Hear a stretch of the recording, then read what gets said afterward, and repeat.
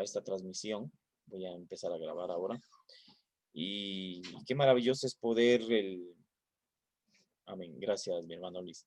Qué maravilloso es poder ir aprendiendo conjuntamente con ustedes un poquito más de la palabra del Señor. Y con la ayuda del Espíritu de Dios, quiero entrar a culminar un tema que a su vez nos desencadena a otros. Y así es la palabra de Dios. La palabra de Dios es viva y eficaz y más cortante que toda espada de doble filo. Y entrando de lleno a su palabra, pues hemos estado nosotros haciendo una pequeña, haciendo un estudio pequeño acerca de la analogía que el apóstol Pablo menciona en 2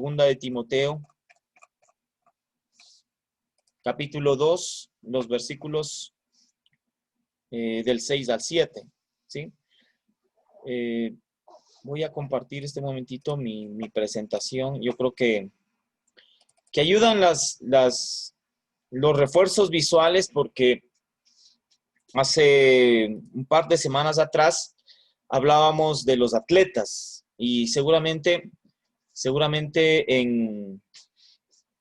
probablemente en su retina, en su mente, en su memoria, esté la figura de aquellos atletas que habíamos puesto, que habíamos proyectado. Amén. No sé si ustedes pueden mirar ahí la imagen que está. ¿Sí la pueden ver? Amén. Amén. Sí la pueden ver, ¿no es cierto? Sí, sí me confirman, por favor, si se puede mirar. Sí la tengo, sí la tengo, sí la tengo. Bueno, levanten su pulgar ahí si pueden verla. Bien. Dice la palabra en 2 de Timoteo, capítulo 2, del 6 al 7. Dice así. Bueno, lo vamos a leer para hacer una pequeña oración. Señor amado, que estás en gloria, te damos gracias por tu palabra y por habernos convocado en esta noche, Señor. Te pedimos que tomes total control de nuestra vida, de nuestra lengua, Señor, para que podamos transmitir tu palabra bendita en el nombre de Jesús. Amén. Bien. Bueno, habíamos visto la comparación que el apóstol Pablo hace con atletas. Amén. También habíamos analizado un poquito esa comparación del apóstol Pablo con qué más en estas últimas semanas. Con atletas y con qué más. Con soldados, ¿sí? Y voy notando características particulares de estas comparaciones que hace el apóstol Pablo. Por ejemplo, los atletas, al contrario de los soldados, deben ir vestidos de una manera ligera. ¿Bien? Deben ir sin ningún peso. Obviamente, teniendo una preparación adecuada, una alimentación muy especial para que puedan tener esos nutrientes que su cuerpo necesita para esos segunditos que duraba la competencia. ¿Sí? Asimismo, la vida del cristiano, nuestra vida no es larga, es efímera. El apóstol Santiago dice que la vida nuestra, la vida del ser humano es como una bruma, como una neblina, que un día está y al otro ya no está. Sin embargo, nosotros creemos que hay una esperanza más allá de la vida. Y es la esperanza de la vida eterna que el Señor Jesús nos dio. Y luego, pues, yo destacando un poquito las características del atleta, digo, tiene que ir o tiene que correr sin carga. Tiene que correr ligero. Luego, en la del soldado, tiene que estar preparado, tiene que estar capacitado, tiene que estar equipado. Pero el soldado recibe órdenes, así es que el soldado lo que debe tener es un buen jefe que le plantee y le muestre la correcta estrategia que debe seguir. Bueno, en el tema de los soldados, pues vamos a iniciar con ayuda de algunos hermanos que están conectados aquí y les vamos a pedir también que vayan preparando algunos temitas con relación a la armadura, porque eso también es muy importante de abordarlo. ¿Sí? Vamos a hablar de la armadura. de la armadura que nosotros debemos vestir para el combate. Y yo siempre lo digo, el tema de la armadura a veces nos da la idea de una escuela dominical o de los maestros o de una enseñanza para niños. Y efectivamente es una enseñanza muy didáctica, pero que tiene un trasfondo muy profundo y es muy importante para nosotros. Entonces, el soldado tiene que estar equipado, tiene que estar preparado y sobre todo armado, aparte de la espada, de una buena estrategia. Y luego pues tenemos al agricultor, tenemos al labrador. Entonces mire cómo el apóstol Pablo compara estas tres profesiones con la vida del creyente. No está de pronto en ese orden, pero son estas: el atleta, el soldado y en este caso el agricultor. ¿Amén? Todos sabemos y conocemos que obviamente si no se tienen herramientas modernas, pues el trabajo del campo es uno de los trabajos más pesados que hay.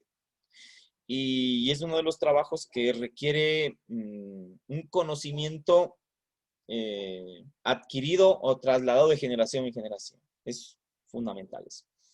Miren lo que dice aquí en 2 de Timoteo, capítulo 2, versículos del 6 a 7. Dice, y el agricultor que se esfuerza en su trabajo debería ser el primero en gozar del fruto de su labor.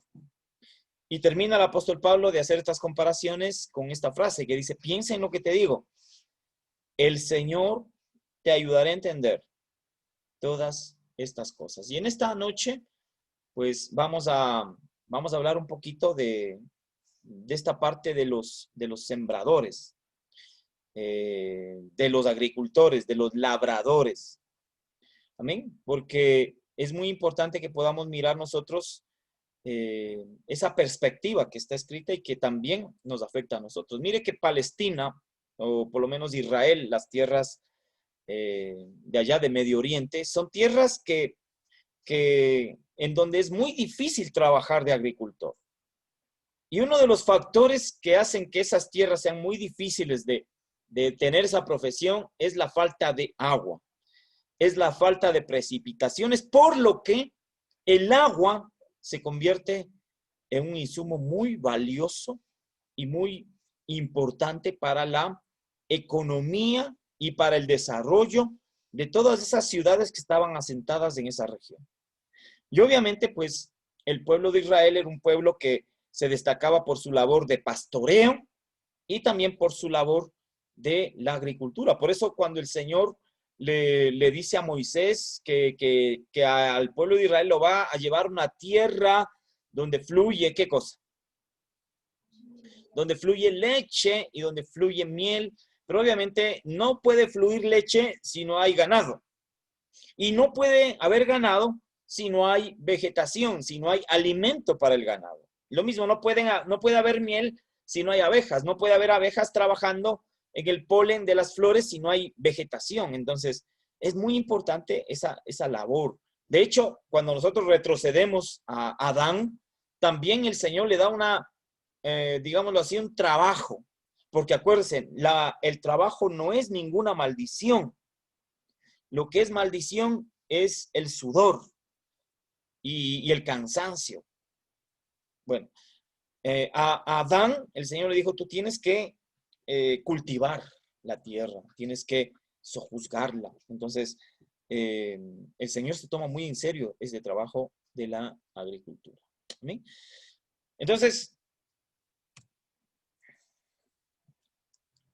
en Marcos capítulo 4, versículo 14, en Marcos capítulo 4, versículo 14, nos habla obviamente de una de las parábolas que yo la llamo, y que de hecho la escritura mismo la llama, como las parábolas que son llaves.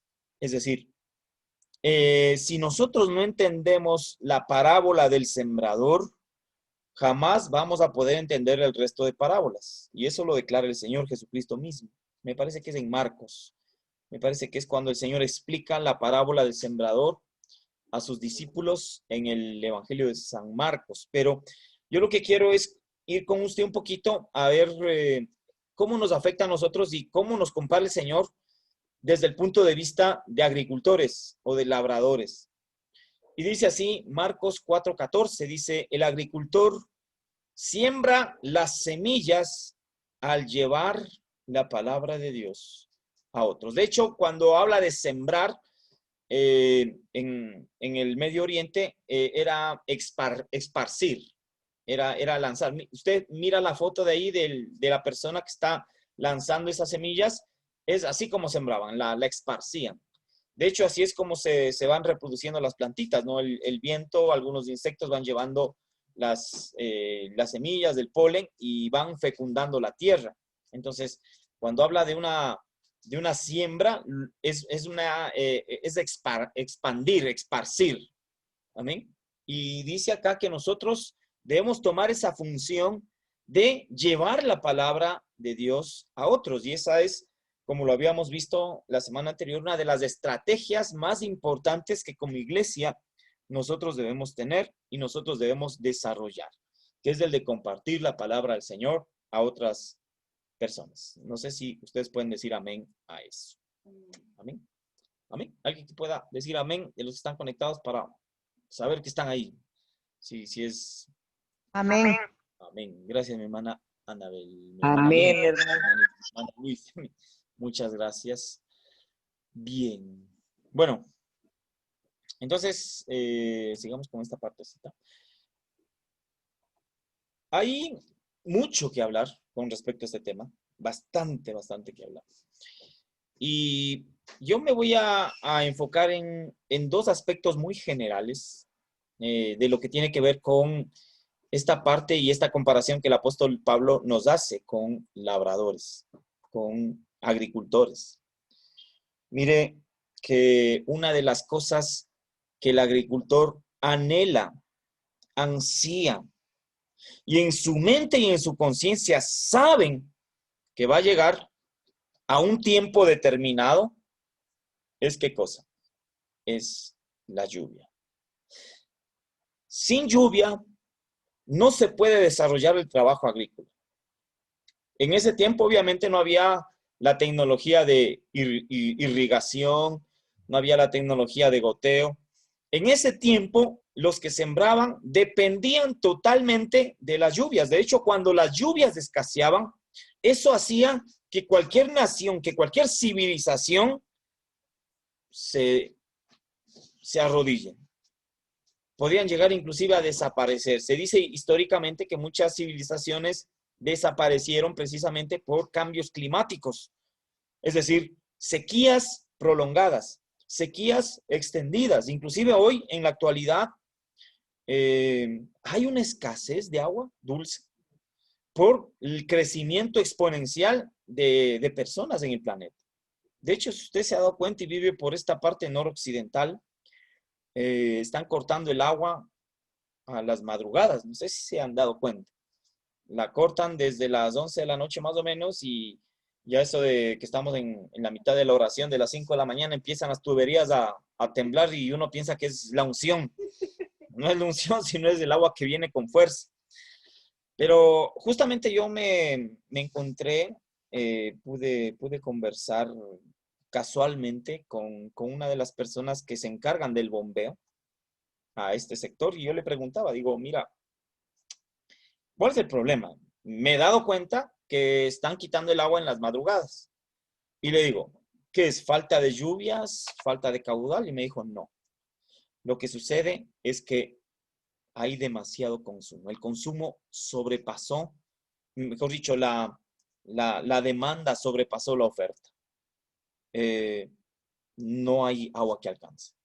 Ahora mismo dice que tienen que ir trayendo de una quebrada, perdón, que digo, de una vertiente de mucho más adentro, mucho más yéndonos a la montaña, para que pueda abastecer el agua a la población al 100%. Entonces, obviamente es un tema muy delicado. A veces como la tenemos nosotros al abrir las llaves, decimos, bueno, no es muy importante. El agua es uno de los bienes más preciados que tenían en el Medio Oriente. Y obviamente sin agua no hay vida. Es así. Es así. Y si en el aspecto material, si en el aspecto físico sucede eso, obviamente en el aspecto espiritual sucede algo parecido.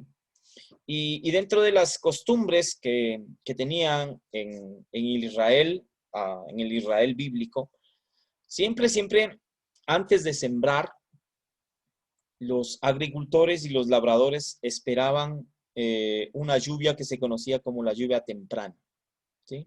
Entonces voy a pasar otro versículo.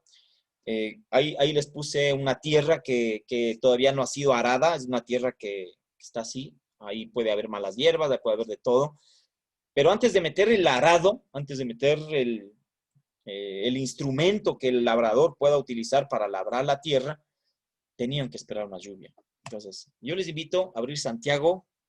Si alguien me puede ayudar con la lectura, sería fantástico. Santiago, capítulo 5, los versículos 7 y 8. Si alguien de los que están conectados, por favor, me puede ayudar con esa lectura de Santiago, capítulo 5, versículos del 7 al 8.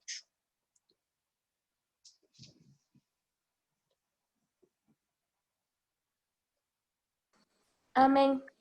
Gracias, mi hermano. Mi hermana Melody. Amén.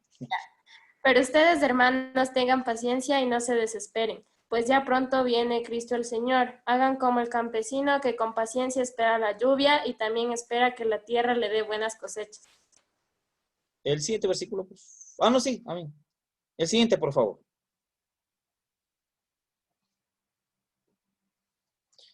El siguiente versículo. No se quejen unos de otros, para que Dios nos los castigue, pues Él es nuestro juez y ya pronto viene. Amén. El pronto. Bien. Esta versión me pareció bien interesante, bien bonita, porque dice, sean pacientes y no se desesperen.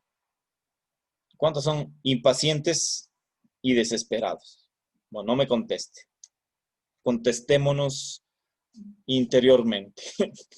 Porque si yo le había dicho, hay virtudes que debe tener un atleta, hay virtudes y hay condiciones que debe tener un soldado, todos ellos deben tener esta palabrita que se llama paciencia. Por eso le puse ahí con color amarillo, pues dice, por tanto, hermanos, sed pacientes hasta la venida del Señor. Dice, mirad cómo el labrador espera el fruto precioso de la tierra, siendo paciente en ello hasta que recibe la lluvia temprana y la tardía.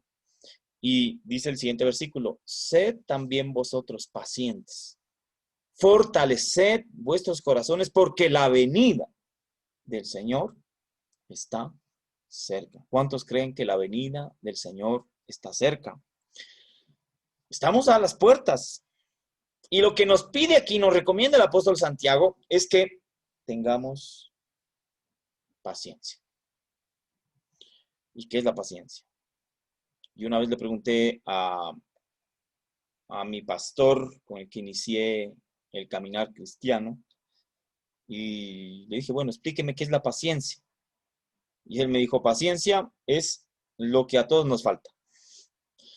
Es verdad, porque a veces nosotros somos los que pedimos, Señor, dame paciencia, pero ahorita mismo. ¿Sí?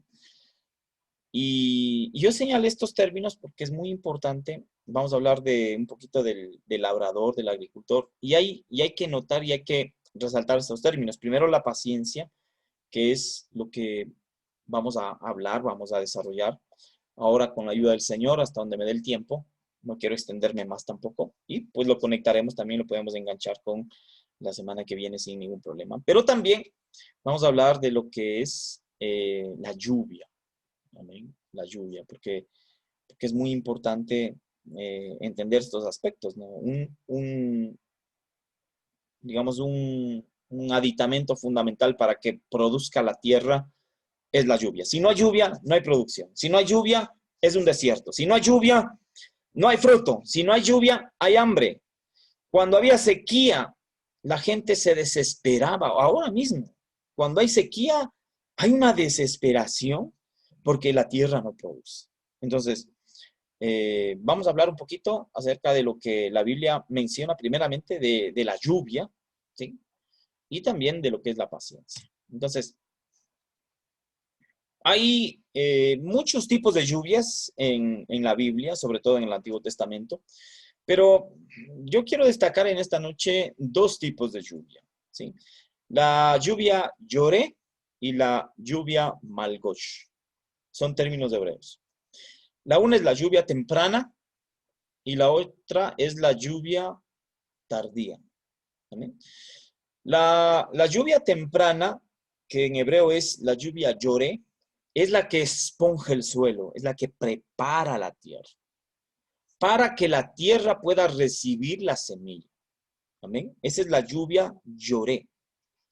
Y esta, a su vez, permite la germinación y los nuevos brotes. Entonces, ya cuando caía la lluvia y mojaba la tierra, le dejaba lista para ser arada y metía el labrador, el agricultor, los instrumentos, que puede ser la yunta, podía meter algunos aditamentos que tenían para sembrarla y luego esparcía la semilla y luego empezaba la germinación hasta que venía en la primavera la lluvia tardía, que en hebreo es la lluvia malgosh.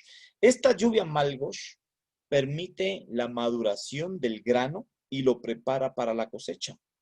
Y nosotros, amados hermanos, estamos en ese tiempo de lluvia malgosh, en donde la mies está madura, en donde ya las vides están dando sus frutos.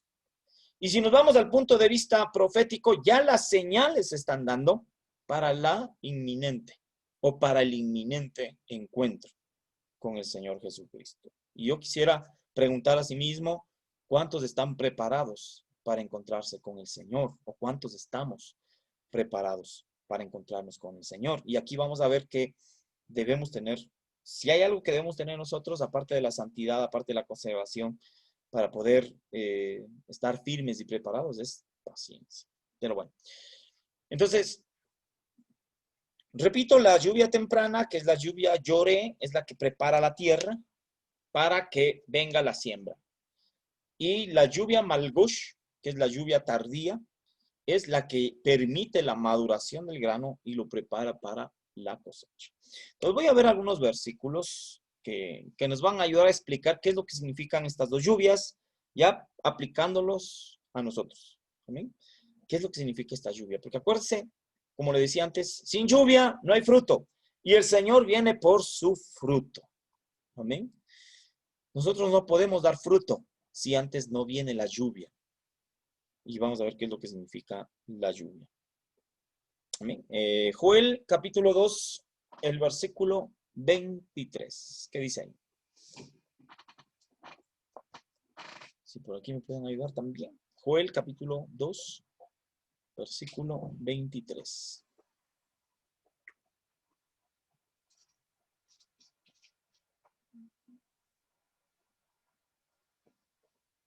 Joel 2:23. Bueno, lo voy a leer yo. Dice, este libro de Joel es un libro bastante profundo, un libro muy impresionante, muy hermoso. Joel 2:23 dice, hijos de Sión, o de Sión en algunas versiones, regocijaos y alegraos en el Señor vuestro Dios, porque Él os ha dado la lluvia temprana para vuestra vindicación y ha hecho descender para vosotros la lluvia temprana y la tardía como en el principio. Entonces, mire cómo el profeta Joel está, valga la redundancia, profetizando que va a venir una lluvia, pero ya no es una lluvia desde el punto de vista natural, sino es una lluvia que tiene un significado mucho más precioso para nosotros. Vamos a ver otro versículo, otros versículos que hablan de la lluvia lloré y de la lluvia malgosh, que eran indispensables para el trabajo agrícola. Acuérdense, nosotros somos cristianos atletas, somos cristianos soldados y somos cristianos labradores. Y un labrador espera con paciencia primero la lluvia, la temprana y luego la tardía. Amén. No se olvide de ese detalle. Deuteronomio capítulo 11, del 13 al 15.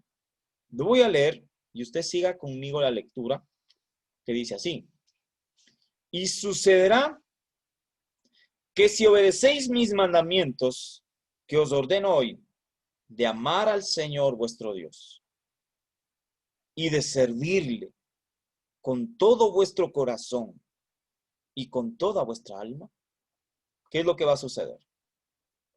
Él dará a vuestra tierra la lluvia a su tiempo.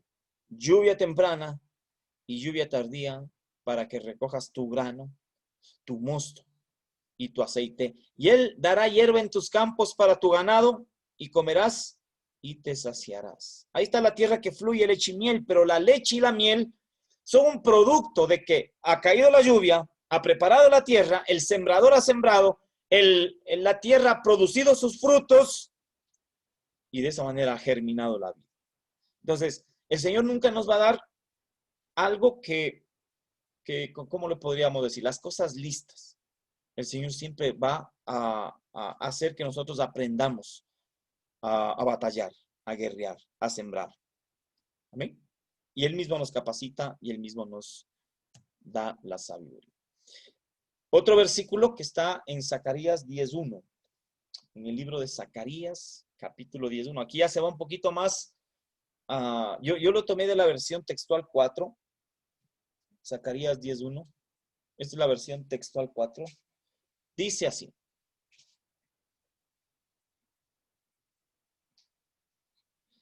este término me gustó porque dice implorar. ¿Sabe lo que es implorar? No es ni siquiera pedir. No es, hágame el favor de darme esto. ¿No? Es desesperadamente. Es pedir desesperadamente. Dice, implorad de Jehová lluvias tempranas y tardías. Jehová, que envía los relámpagos y los aguaceros, dará el pan al hombre y la hierba al campo. Implorad la lluvia. Entonces ahorita vamos a ver qué significan esas lluvias. Y pues bueno, hablar del Yoré y del Malgosh, hay mucho que hablar ahí, pero yo solamente quiero explicar un poquito la visión general de lo que eso significa. ¿Qué significa las lluvias en la Biblia? Significa el derramamiento del Espíritu Santo en general. También la lluvia es la palabra o la doctrina del Señor. Como Isaías 55:10 dice, así como la nieve cae y la lluvia y moja la tierra y la hace producir, la fecunda y da el pan al hambriento y da el trigo. Entonces la palabra de Dios, obviamente no la palabra muerta, sino la palabra viva que trae el Espíritu Santo de Dios. Se dice que la lluvia temprana vino en Pentecostés, cuando estuvieron 120 hermanos reunidos, y dice que de pronto estaban unidos, unánimes, en oración y en búsqueda, y dice que se oyó un estruendo y empezaron a ver lenguas de fuego en ese día que era la fiesta del Pentecostés o la fiesta de las semanas que se conocía precisamente 50 días después de que Jesús se había presentado como primicia al Padre.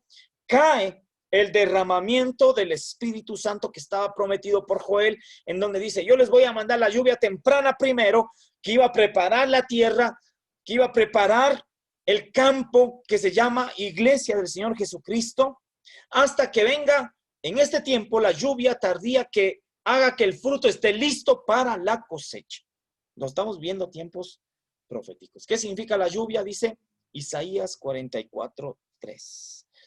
Si alguien me puede ayudar con esa lectura, por favor.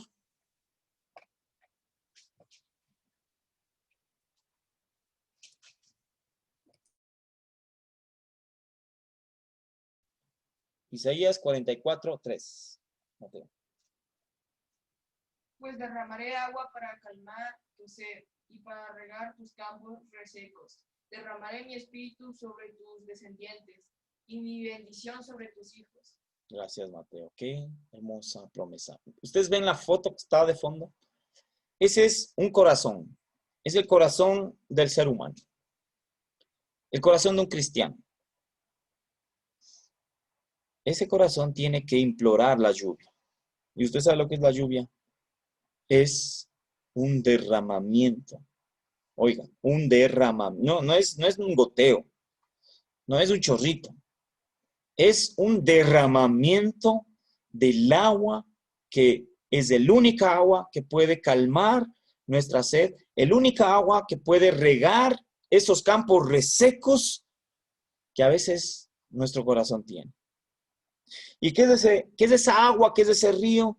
Es el Espíritu Santo, no solamente sobre mí, sino también sobre mis hijos. Es una promesa que, así como las maldiciones generacionales van de la tercera, cuarta generación de los que aborrecen a Dios, asimismo la bendición va sobre miles de generaciones a los que aman al Señor. Entonces usted ve ahí un corazón reseco, ¿qué necesita? ¿Usted cree que va a poder germinar una plantita ahí? ¿Por qué no?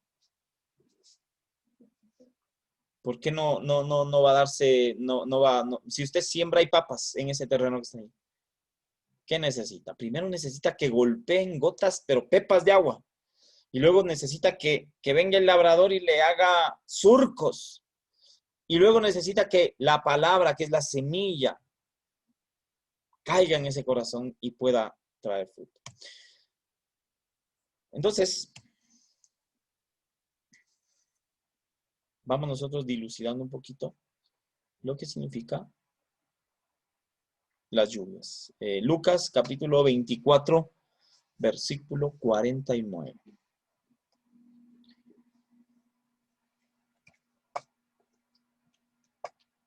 Lucas 24, 49.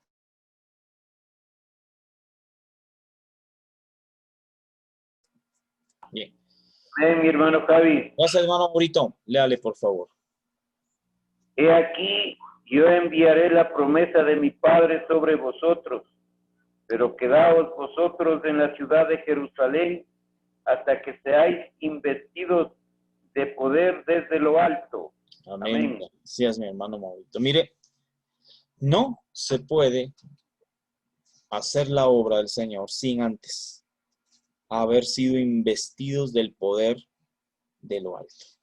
Sin antes haber sido investidos del poder de lo alto. Para terminar un poquito esta partecita de las lluvias, yo voy a leer lo que dice Juan, capítulo 7, el versículo 38 al 39. Dice, y es un versículo que a veces va en calendarios, a veces va en mensajes, en tarjetas, etc. Pero es un versículo que debe hacerse real en nuestro corazón y en nuestras vidas. Dice, el que cree en mí, como ha dicho la Escritura, de lo más profundo de su ser, brotarán riachuelos, brotarán goteos, no, brotarán ríos de agua, pero no un agua estancada, no un agua podrida, sino de un agua viva.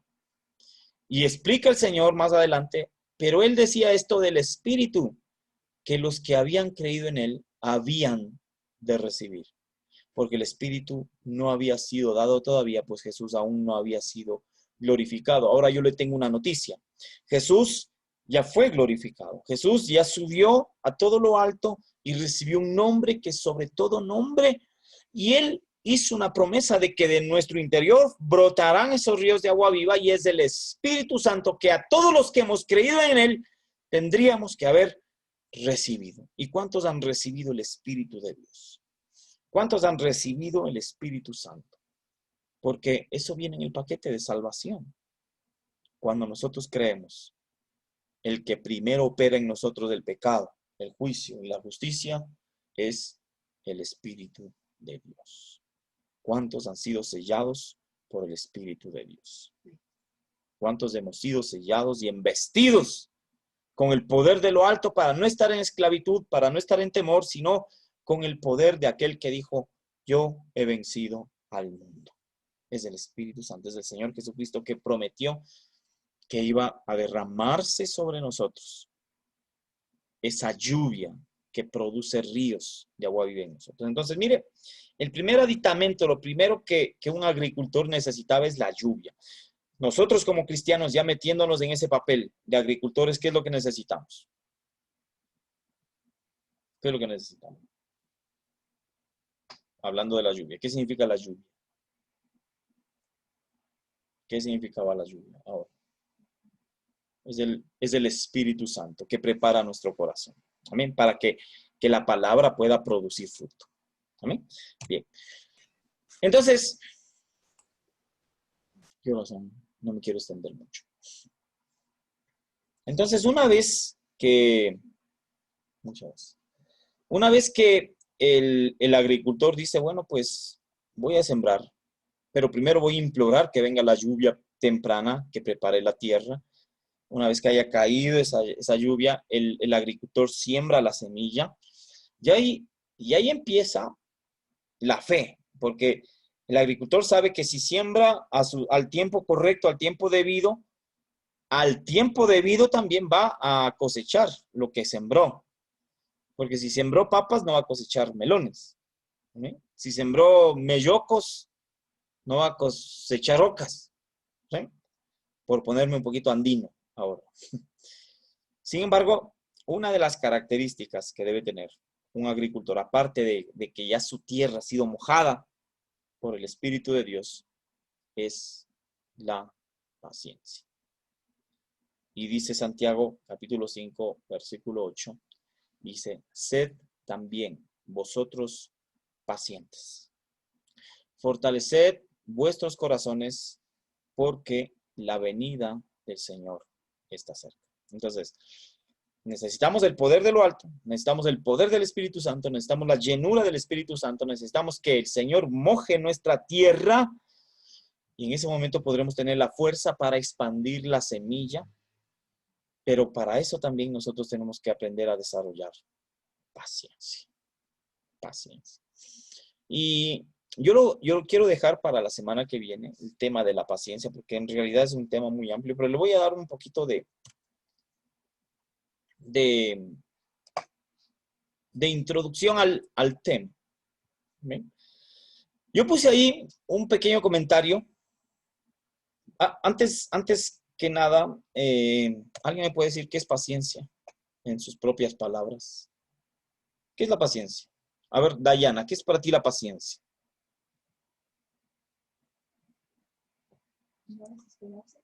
No desesperarse, dice Dayana. Mateo, ¿qué es para ti la paciencia? No desesperarse también, dice. Lo mismo que dijo Dayana. ¿Alguien de los que están conectados me puede decir qué es paciencia? Como dijo el Chapulín o como dijo el Chavo. Llamado hermano. ¿Perdón? Llamado hermano Javi. Mi hermano Maurito, dígame. Para mí la paciencia es una virtud que no todos poseemos. Es una cualidad del ser humano, pero que no la poseemos, si no es con la voluntad de Dios. Así es. Pero bueno, dice que el Señor sí quiere darnos a nosotros. Si el Señor nos dice que seamos pacientes es porque Él nos ha dejado las armas y los aditamentos para desarrollar paciencia. Y obviamente la paciencia no es una virtud, como usted bien lo dijo mi hermano Maurito, que se desarrolla de la noche a la mañana, pero que es necesaria.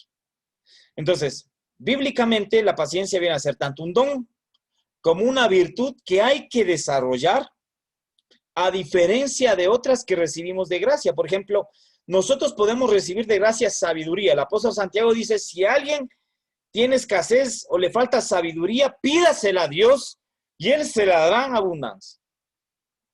Pero la paciencia no es algo que podemos pedirle al Señor. Bueno, sí lo podemos pedir, pero es algo que se tiene que ir desarrollando, y óigalo muy bien, a través de las circunstancias difíciles incluso. ¿Amén? La paciencia es un don y una virtud que hay que desarrollar, no que la recibimos. Que Dios nos ayuda a desarrollarla, claro. Y, de hecho, es un don y una virtud muy necesaria. Muy necesaria. Entonces, cuando hablamos de paciencia, nos estamos metiendo a uno de los temas más importantes que en la vida del cristiano tiene que haber. Y vamos a ver algo muy interesante de la paciencia, porque porque en realidad la paciencia se deriva o tiene dos términos que nos ayudan a entender mucho y a entender muy bien lo que el Señor quiere y demanda de nosotros. Entonces, Hebreos capítulo 10, versículo 36, dice, porque tenéis necesidad de la paciencia, para que habiendo hecho la voluntad de Dios, obtengáis la promesa. ¿Cuántos quieren las promesas de Dios? ¿Cuántos quieren las promesas de Dios? Tiene que hacer la voluntad de Dios. ¿Y cómo se hace la voluntad de Dios? Cuando nosotros desarrollamos la paciencia. Bueno, mire que es un círculo virtuoso, no es un círculo vicioso, es un círculo virtuoso. Nosotros vamos a obtener la promesa cuando hayamos desarrollado la paciencia que nos permita hacer la voluntad de Dios. Porque cuando hacemos la voluntad de Dios ya no hacemos la nuestra. Y mire, y hay otro tema que ha estado golpeando mi mente, mi corazón, que es el entender cuál es la voluntad de Dios para con nosotros. A veces pensamos que la voluntad de Dios o que el propósito de Dios es la enfermedad, la muerte, el castigo. No, dice la Biblia que Dios es un Dios grande y presto en misericordia y sobre todo en paciencia. Amén. Entonces, voy a terminar con este versículo solamente para desarrollar la semana que viene la paciencia. Le adelanto solamente dos términos que hablan de paciencia. Es decir, la paciencia se enfoca en dos aristas, en dos cosas que son muy importantes. Muy importantes. ¿Amén? Y la primera es nuestra reacción con los hermanos que vemos, ¿sí? Y la segunda es nuestra capacidad de soportar las pruebas. Entonces, termino con Santiago 1:4. Dice, la paciencia perfecciona el carácter cristiano. Lo voy a leer para orar y terminar hoy y conectar, si el Señor lo permite, la semana que viene. Y hablemos de la paciencia, la macrotsumía y la hupomone. Esas dos paciencias, esos dos términos son importantes para que nosotros podamos desarrollar un carácter como a Dios le agrada. Amén. Inclusive cuando hablamos de la novia que va a ser arrebatada, una de las virtudes que va a tener la novia es la paciencia, la hupomone y la macrotsumia. Entonces, de eso vamos a hablar la semana que viene. Yo quiero concluir esta partecita del sembrador, de la paciencia que debemos tener en Santiago 1:4. Mire lo que dice ahí. Y dejad que la paciencia tenga su obra completa para que seáis perfectos y cabales, sin que os falte alguna cosa. Y voy a leer la traducción viviente que dice, así que dejen que crezca, pues una vez que su constancia, eso es paciencia, que su constancia se haya desarrollado plenamente, serán perfectos y completos y no les faltará nada. Amén. Entonces, vamos a hablar de la paciencia y vamos a ver que la paciencia es necesaria y sin paciencia no podemos nosotros ser completos ni perfectos delante de nuestro Dios. Amén. Amén, mis amados hermanos. Voy a dejar de compartir la pantalla un momentito. Amén. Muy bien. Entonces, bueno, pues siempre es importante el tener estos momentos de coinonía, de poder compartir un pensamiento, aunque a veces es un pensamiento muy elaborado. Créame que esta partecita de la paciencia se vuelve tan fundamental el poder analizarla, el poder estudiarla y sobre todo el poder comprenderla y saber que la prueba de nuestra fe producirá paciencia.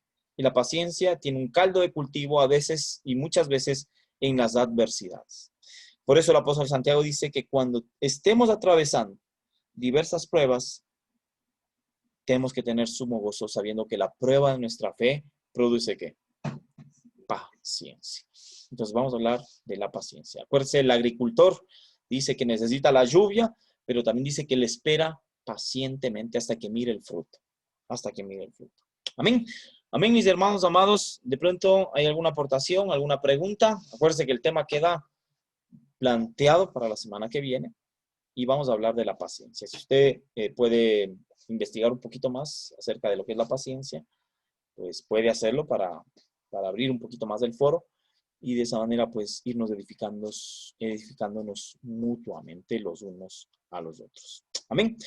Mis amados hermanos, pues de pronto si alguien tiene alguna aportación, alguna pregunta, pues este momentito lo puede hacer. Y si no, pues oramos para quedar despedidos en esta noche.